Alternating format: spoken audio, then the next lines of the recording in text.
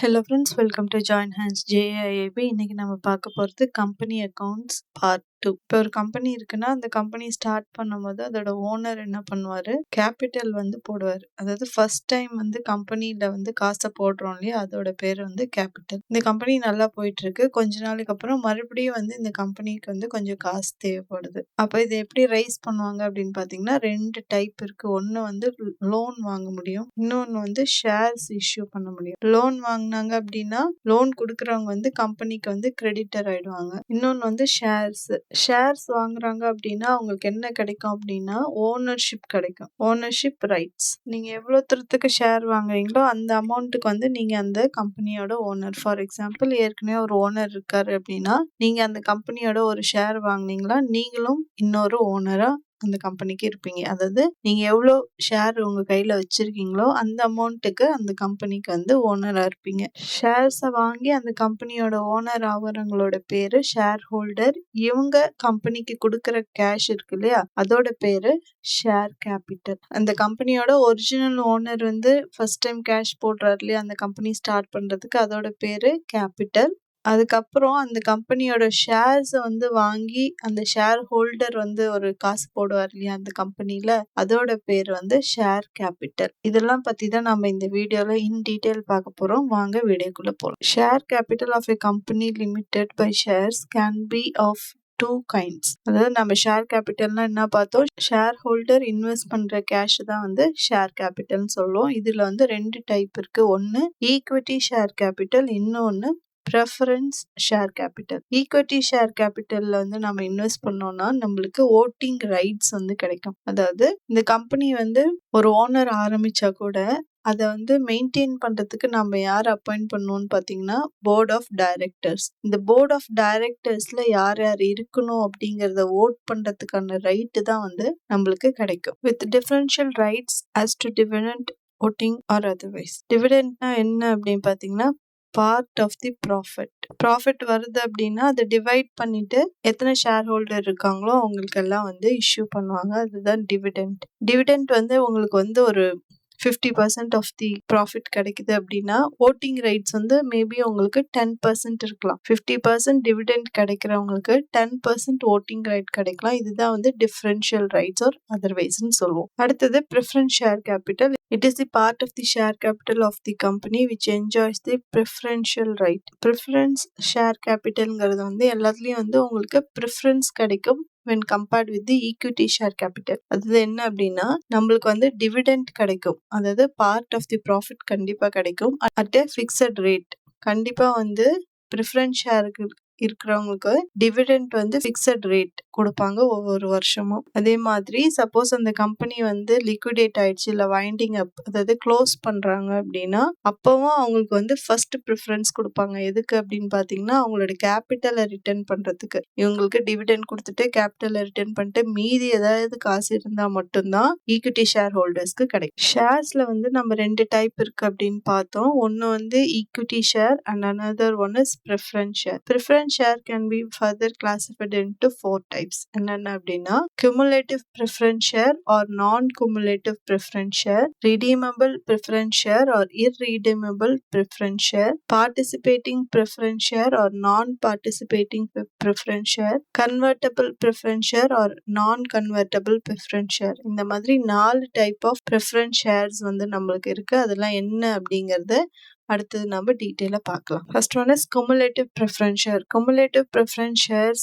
are a special type of shares that entitles the shareholders to enjoy cumulative dividend payouts at times when the company is not making profit. Cumulative preference shares பொறுத்த வரைக்கும் நம்ம ஏற்கனவே பார்த்தோம், preference shareholdersக்கு fixed ரேட்ல dividend கிடைக்கும் அப்படிங்கறத நம்ம பார்த்தோம். அந்த மாதிரி cumulative preference shareனா என்ன அப்படின்னா, ஃபார் எக்ஸாம்பிள் இப்போ 2022ல இந்த கம்பெனி எதுவுமே டிவிடெண்டே கொடுக்கவே இல்லை. 2023ல அவங்களுக்கு லாபம் வந்துச்சு. அதனால அந்த கம்பெனி டிவிடெண்ட் டிவிடெண்ட் வந்து குடுக்குது அப்படின்னா, அப்போ குமுலேட்டிவ் பிரெஃபரன்ஸ் ஷேர் ஹோல்டர்ஸா இருக்கவங்களுக்கு என்ன ஆகும் அப்படின்னா, 2022க்கு எவ்வளோ குடுக்கணுமோ அதையும், 2023க்கு எவ்வளோ குடுக்கணுமோ 2த்தையும் சேர்த்து 2023ல வந்து அவங்களுக்கு பே பண்ணுவாங்க. 2 வருஷத்துக்கான குமுலேட்டிவ் ஷேர்ஸ். அதுதான் வந்து குமுலேட்டிவ் டிவிடெண்ட் பே அவுட்ஸ் வந்து அவங்களுக்கு தருவாங்க. எப்போ வந்து கம்பெனி வந்து ப்ராஃபிட் வந்து ஏர்ன் பண்ணுதோ அப்போ. சப்போஸ் அந்த ஏதோ ஒரு வருஷத்துல அந்த கம்பெனி ப்ராஃபிட் ஏர்ன் பண்ணல அப்படின்னா, அதையும் சேர்த்து அதுக்கு அடுத்த வருஷம் எப்போ ப்ராஃபிட் ஏர்ன் பண்ணுதோ அப்போ சேர்த்து வந்து குடுப்பாங்க. இதுதான் வந்து cumulative preference share. Non cumulative preference share, these type of shares do not accumulate dividends in the form of arrears. In the case of non-cumulative preference shares, the dividends payout takes place from the profit made by the company in the current year. Cumulative preference shareல நாம என்ன பார்த்தோம், suppose ஒரு வருஷத்துல வந்து அந்த company வந்து profit பண்ணல, dividend கொடுக்கல அப்படின்னா, அதுக்கப்புறம் எப்போ அவங்களுக்கு ப்ராஃபிட் வருதோ அப்போ கொடுக்காததையும் சேர்த்து கொடுப்பாங்க, அரியரா கொடுப்பாங்கன்னு நம்ம பார்த்தோம். ஆனா நான் குமுலேட்டிவ் பிரெஃபரன்ஸ் ஷேர்ஸ்ல வந்து சப்போஸ் 2022ல வந்து கம்பெனி நல்லா போல, டிவிடெண்டே கொடுக்கல அப்படின்னா அந்த வருஷத்துக்கான டிவிடெண்ட் அவங்களுக்கு கிடைக்காது. 2023ல கம்பெனி நல்லா போயிருக்கு, ப்ராஃபிட் வந்திருக்கு, டிவிடெண்ட் கொடுக்குறாங்கன்னா இந்த கரண்ட் இயருக்கு எவ்வளோ அவங்களுக்கு டிவிடெண்ட் கொடுக்கணுமோ இந்த அமௌண்ட் மட்டும்தான் பே பண்ணுவாங்க. ஆனா 2022க்கான டிவிடெண்ட் வந்து அவங்களுக்கு கிடைக்காது. கொடுக்கலன்னா அந்த வருஷத்துக்கு கிடைக்காது. எப்போ கொடுக்குறாங்களோ அப்போ மட்டும்தான் கிடைக்கும். ஆனா குமுலேட்டிவ்ல கொடுக்கலன்னா அடுத்த வருஷம் எப்போ கொடுக்குறாங்களோ இந்த கொடுக்காததையும் சேர்த்து இந்த வருஷத்துக்கும் அதுக்கு அடுத்த வருஷத்துக்கும் ஆன காசை வந்து எப்போ வந்து கொடுக்குறாங்களோ அப்போ சேர்த்து கொடுப்பாங்க. இதுதான் குமுலேட்டிவ் ப்ரிஃபரன்ஸ் அண்ட் நான் குமுலேட்டிவ் ப்ரிஃபரன்ஸ் ஷேர்ஸோட டிஃபரன்ஸ். அடுத்தது வந்து participating preference shares. These type of shares allow the shareholders to demand a part in the surplus profit of the company at the event of liquidation of the company after the dividends has been paid to the other shareholders. For example, ஒரு company வந்து wind up பண்றாங்க, இல்லைன்னா liquidate பண்றாங்க, அதாவது close பண்றாங்க அப்படின்னா, அந்த கம்பெனில வந்து சர்ப்ளஸ் ப்ராஃபிட் இருந்துச்சு அப்படின்னா அதோடைய பார்ட்டை வந்து ஃபர்ஸ்ட் வந்து பார்ட்டிசிபேட்டிங் ப்ரிஃபரன்ஸ் ஷேர் ஹோல்டர்ஸ்க்கு கொடுப்பாங்க. சர்ப்ளஸ் ப்ராஃபிட்டை வந்து நீங்க வந்து டிமாண்ட் பண்ணி வாங்க முடியும் பார்ட்டிசிபேட்டிங் ப்ரிஃபரன்ஸ் ஷேர்ல. அதுவே நான் பார்ட்டிசிபேட்டிங் ப்ரிஃபரன்ஸ் ஷேர்ல வந்து these shares do not yield the shareholders the additional portion of earning dividends from the surplus profit earned by the company. இதுல வந்துட்டு அடிஷனல் டிவிடெண்ட் வந்து வருது இல்லையா, ப்ராஃபிட் வருது இல்லை, சர்ப்ளஸ் ப்ராஃபிட், அது வந்து கொடுக்க மாட்டாங்க, இவங்களுக்கு கொடுப்பாங்க. இதுதான் வந்து difference between participating preference shares and non participating preference shares. Redeemable preference shares are shares that can be repurchased or redeemed by the issuing company at a fixed rate and at a fixed date. இப்போ நம்ம shares issue பண்ணாங்க அப்படின்னா நம்ம ஷேர்ஸை வந்து share ஹோல்டர்ஸ்க்கு வந்து issue பண்ணுவோம். அப்படி issue பண்ண ஷேரை வந்து ஒரு ஃபிக்ஸட் ரேட்ல வந்து ஒரு ஃபிக்ஸ்ட் டேட்டுக்கு அப்புறம் வந்து ரீபர்ச்சேஸ் பண்ணிப்பாங்க.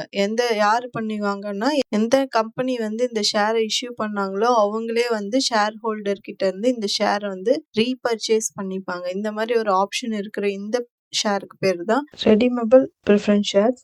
அதுவே irredeemable preference shares வந்து shares cannot be redeemable during the entire lifetime of the company. ஒரு வாட்டி இஷ்யூ பண்ணிட்டாங்கன்னா அவ்வளவுதான், அது அப்படியே உங்ககிட்ட தான் இருக்கும். திருப்பி அந்த ஷேரை வந்து கம்பெனி வந்து வாங்க மாட்டாங்க. சப்போஸ் உங்களுக்கு வேண்டாம் அந்த ஷேர் அப்படின்னா நீங்க வேற யார்கிட்டயாவது அந்த ஷேரை வித்துட்டு காசை வாங்கிட்டு போலாமே தவிர கம்பெனி வந்து உங்ககிட்ட இருந்து இஷ்யூ பண்ண ஷேரை வந்து திரும்ப வாங்க மாட்டாங்க. இதுதான் வந்து redeemable preference shares and irredeemable preference shares இருக்கான டிஃபரன்ஸ். அடுத்தது வந்து convertible preference shares. Convertible preference shares are a type of shares that enable the shareholder to convert their preference shares into equity shares. Convertible அப்படிங்கிறதுலே நம்மளுக்கு தெரிஞ்சு போச்சு. அதில் வந்து share holders என்ன பண்ண முடியும், அவங்களோட ப்ரிஃபரன்ஸ் ஷேரை வந்து ஈக்விட்டி ஷேரை வந்து கன்வெர்ட் பண்ணலாம். அதாவது அவங்க வந்து ஓனர்ஷிப் வந்து எடுத்துக்கலாம் ப்ரிஃபரன்ஸ் ஷேர்லேருந்து. ப்ரிஃபரன்ஸ் ஷேராக வச்சுருந்தா வந்து ஓனர்ஷிப் கிடையாது. அதுவே ஈக்விட்டி ஷேராக இருந்தால் அவங்களுக்கு ஓனர்ஷிப் ரைட்ஸ் வந்து கிடைக்கும். கன்வெர்ட்டபிளில் வந்து ப்ரிஃபரன்ஸ் ஷேரை வந்து ஈக்விட்டி ஷேராக வந்து கன்வெர்ட் பண்ணிக்க முடியும். நான் கன்வெர்ட்டபிளில் வந்து ஈக்விட்டி ஷேராக கன்வெர்ட் பண்ண முடியாது. இதுதான் வந்து convertible and non convertible preference ஷேருக்கான டிஃபரன்ஸ். அடுத்தது ஷேர் கேபிட்டலோட டைப்ஸ் நம்ம பார்க்கலாம். Share capital is money a company raises by issuing equity shares or preference shares or both. நம்ம கம்பெனி வந்து வெளியே இருந்து கேபிட்டல் வந்து ரைஸ் பண்ணலாம். அதுக்கு என்ன யூஸ் பண்ணுவோம்? ஷேர் யூஸ் பண்ணுவோம் அப்படின்னு நம்ம பார்த்தோம். இந்த ஷேரை வாங்குறவங்களோட பேர் வந்து ஷேர் ஹோல்டர்ஸ். இவங்க மூலியமா நம்மளுக்கு கம்பெனிக்கு வர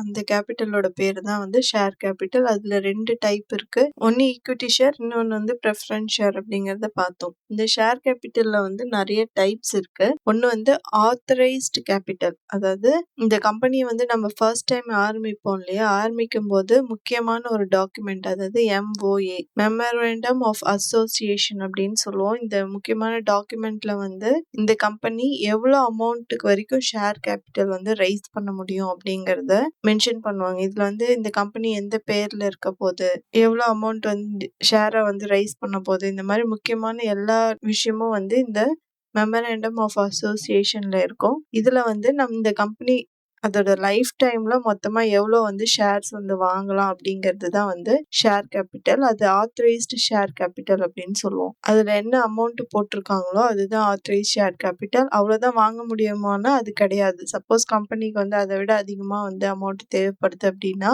கண்டிப்பா வந்து அமெண்ட் பண்ணி அதை விட அதிகமா வாங்கிப்பாங்க.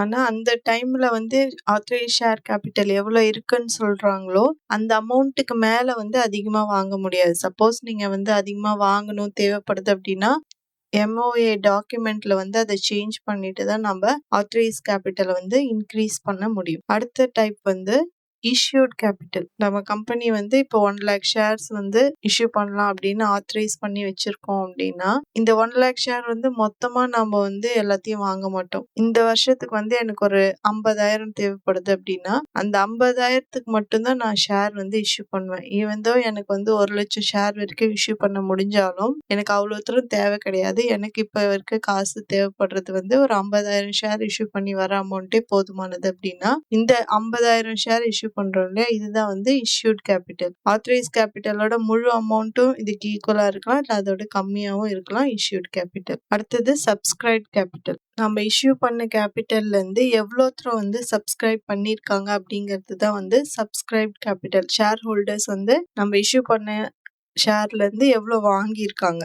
இதுல வந்து 3 டைப் இருக்கு. ஒன்னு ஃபுல் சப்ஸ்கிரிப்ஷன், அப்புறம் அண்டர் சப்ஸ்கிரிப்ஷன், அதுக்கப்புறம் ஓவர் சப்ஸ்கிரிப்ஷன். நம்ம 50,000 ஷேர் வந்து இஷ்யூ பண்றோம் அப்படின்னா அந்த 50,000 ஷேரையும் ஃபுல்லா எல்லாருமே வாங்கிடலாம். அப்படி பண்ணாங்க அப்படின்னா அதுக்கு பேரு ஃபுல் சப்ஸ்கிரிப்ஷன் சொல்லுவோம். இதுல இன்னொரு கண்டிஷன் என்ன அப்படின்னா நம்ம 50,000 ஷேர் இஷ்யூ பண்றோம் அப்படின்னா கண்டிப்பா 90% ஆஃப் தி ஷேர் வந்து வித்து இருக்கணும். விக்கல அப்படின்னா இப்ப 85% தான் வித்துச்சு அப்படின்னா நம்ம யாருக்குமே ஷேர் இஷ்யூ பண்ண முடியாது. எல்லாருக்கும் வந்து காசு திருப்பி கொடுத்துடணும். 90% வந்து கம்பல்சரி வந்து ஷேர் இஷ்யூ ஆயிருக்கணும். 100%க்கு வந்து கம்மியா எப்படி இருக்கலாம்னா ஒரு 95% இருக்கலாம், இல்லைன்னா 92% இருக்கலாம். ஆனா 90% கண்டிப்பா வந்து இஷ்யூ ஆயிருக்கணும். அது கம்மியா இஷ்யூ ஆயிடுச்சுன்னா நம்ம ஷேரை இஷ்யூ பண்ண முடியாது. எல்லா ஷேரையும் வந்து திருப்பி கொடுத்துடணும் வாங்கினவங்க கிட்ட. 90% இஷ்யூ ஆகுது அப்படின்னா அது வந்து அண்டர் சப்ஸ்கிரிப்ஷன். சரி 95% இல்ல 92% வந்து இஷ்யூ ஆயிருக்குன்னா அது அண்டர் சப்ஸ்கிரிப்ஷன். நான் வந்து ஒரு 500 ஷேர் இஷ்யூ பண்ண போறேன் அப்படின்னா எனக்கு வந்து 700 பேர் வந்து எனக்கு ஷேர் வேணும் அப்படின்னு கேட்டாங்கன்னா அதுதான் வந்து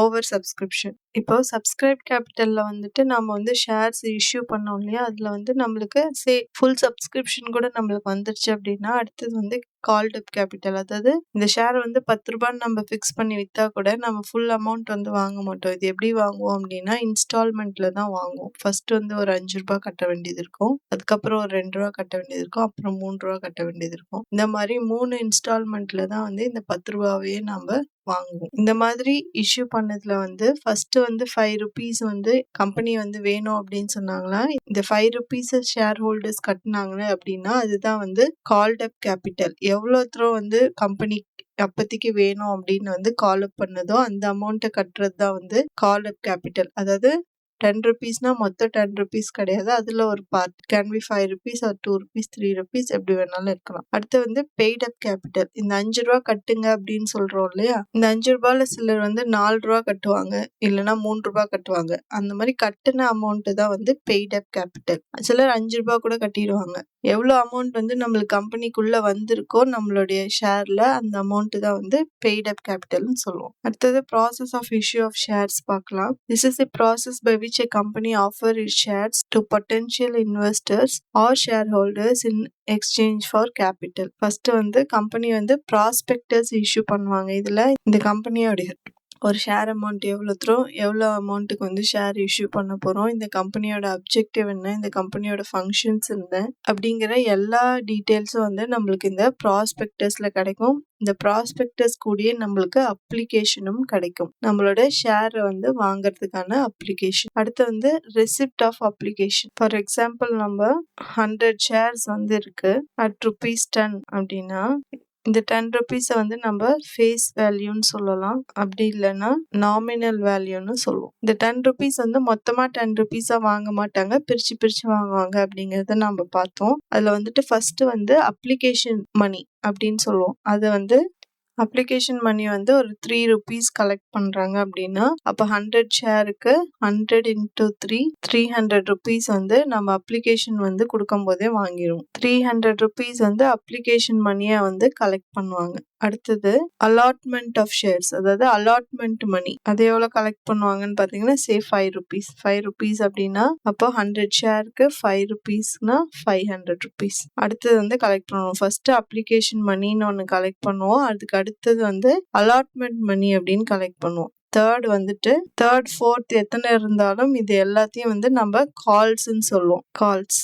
தேர்ட் வாங்குறது வந்து ஃபர்ஸ்ட் கால் மணி. இது வந்து ஒரு 1 ருபி அப்படின்னா அப்போ 100 shares into 1 rupee equal to 100 rupees. Third time அவங்க வந்து கேட்கும் போது நம்ம கொடுக்க வேண்டியது 100 rupees. அதுக்கப்புறம் இருக்கிறது எல்லாமே வந்து செகண்ட் இல்லைன்னா ஃபைனல் கால். லாஸ்டா வந்துருச்சு அப்படின்னா ஃபைனல் கால். இது வந்து ஒரு ரூபாய். இப்போ இது எல்லாத்தையும் ஆட் பண்ணீங்கன்னா நம்மளுக்கு 10 ருபீஸ் அது வந்து ஷேரோட வேல்யூ கிடைச்சிடும். 1 ருபினா 100 × 1 equal to 100 rupees. நம்ம கிட்ட வந்து 10 ருபீஸ் ஷேர்னு சொல்றாங்கன்னா அந்த 10 ருபீஸை மொத்தமா வாங்க மாட்டாங்க. அப்ளிகேஷன் மணி, அதுக்கப்புறம் அலாட்மெண்ட் மணி, அப்புறம் ஃபர்ஸ்ட் கால், செகண்ட் கால், அப்படி இல்லைன்னா ஃபைனல் கால்ல வந்து இந்த மாதிரி அமௌண்ட்டை வந்து பிரிச்சு தான் வந்து கம்பெனி வந்து நம்ம கிட்ட இருந்து ஷேர் வந்து வாங்குவாங்க. இதுதான் வந்து இஷ்யூ ஆஃப் ஷேர்ஸ். உங்களுக்கு இந்த வீடியோ பிடிச்சிருந்ததுன்னா உங்க ஃப்ரெண்ட்ஸோட ஷேர் பண்ணுங்க. இதே மாதிரி இன்னொரு யூஸ்ஃபுல்லான வீடியோல உங்களை மீட் பண்றேன். தேங்க்யூ.